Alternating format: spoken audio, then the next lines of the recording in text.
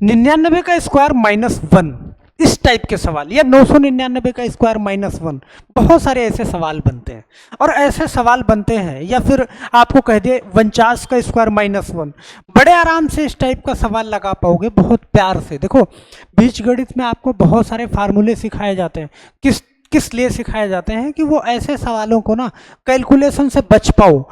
अब यहाँ पे ना 99 का स्क्वायर करोगे आप -1, सिर्फ एक घटाने के लिए, तो इस कंडीशन पे आप क्या करोगे कि बड़ी जल्दी से उस सवाल को कर पाओ, बड़े इत्मीनान से, बहुत ज़्यादा टाइम ना लगे, सेकंडों में उसका जवाब दे पाओ। तो आप यहाँ पे देखना एक बार बड़े ध्यान से और बड़े इत्मीनान से, कोई जल्दबाजी नहीं है, यहाँ पे आप सीख रहे हो और हम आशा करते हैं कि आपको बहुत अच्छे से समझ में आएगा। जैसे यहाँ पे ना 99 का स्क्वायर है और -1 है, कहीं भी -1 अगर मिले, सही है, कहीं भी अगर कुछ भी मिले, 2 भी मिले, 3 भी मिले, तो उसका भी रास्ता है, 5 भी मिले, सब कर सकते हैं। लेकिन अगर इस टाइप का सवाल मिलता है, आप जानते हो कि 1 का स्क्वायर कुछ भी करो तो 1 होता है, 1 का क्यूब भी करो तो भी 1 होता है, सही है। तो 1 को हम 1 का स्क्वायर भी लिख सकते हैं, 1 को हम 1 का क्यूब भी लिख सकते हैं, कुछ भी लिख सकते हैं।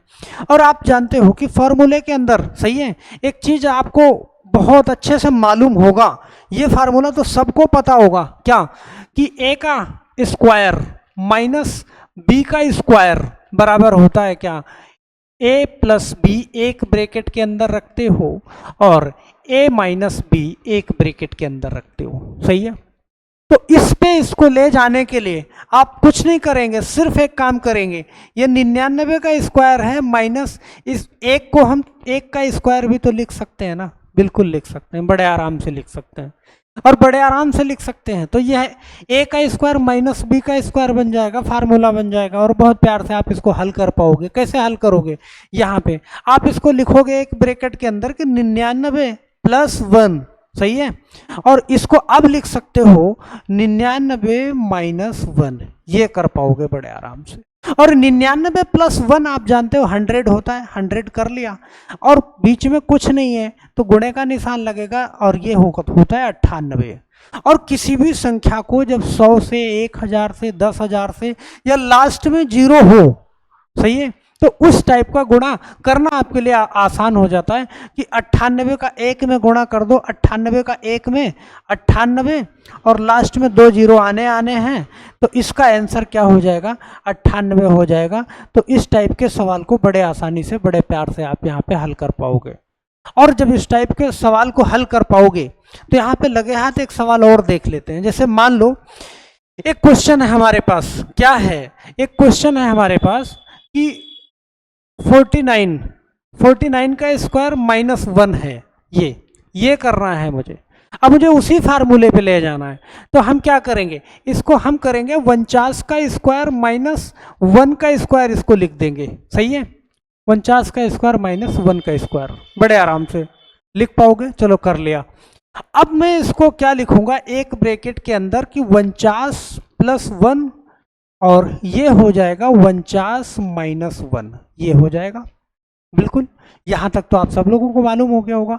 अब 49 प्लस 1 आप जानते हो क्या हो जाएगा, 50 हो जाएगा और बीच में कुछ नहीं है, गुणे का निशान लगेगा और ये हो जाएगा 48 हो जाएगा।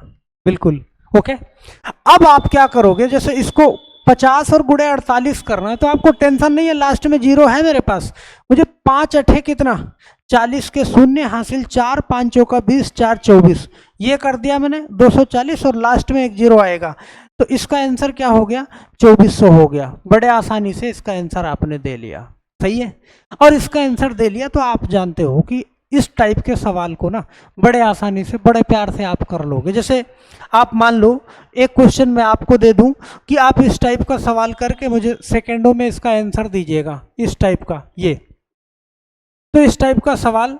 अब हमने लिखा 999 का स्क्वायर -1 लिख दिया, ये कर लिया, सही है, 999 का स्क्वायर -1 इसी कंडीशन पे, सही है। तो इसका जवाब आप कैसे दोगे, किस तरीके से दोगे, या फिर 998 का स्क्वायर -2 में कर सकता था, सही है, तो इसका जवाब आप कैसे दोगे। और जो पीछे मैंने 2 क्वेश्चन आपको बताए ना, वो क्वेश्चन अगर अच्छे से आप समझ में आ गया है ना, तो ये क्वेश्चन बड़े आराम से, बहुत प्यार से इसको कर लोगे। सही है, बस ये है कि कॉम्बिनेशन बन जाए। यहाँ पे जैसे मान लो मैं इसको कर दूं 998 का स्क्वायर माइनस 2। सही है, तो अब 998 का 2 करोगे 1000 हो जाएगा, और यहाँ पे 998, सही है, और माइनस 2 करोगे 996। तो ये एक मतलब सिंपल सा तौर तरीका, जब सवाल बनता है ना तो अपने साथ वो हल भी लेके आता है। उसी टाइप से सवाल बनेगा कि आप उसको हल कर ले जाओ। कहीं भी अगर सवाल आपको मिलेगा ना तो वो इस टाइप से सवाल नहीं बनाया जाएगा कि आपसे हल ना हो, वो ऐसे ही बनाया जाएगा कि आप उसको हल कर लो।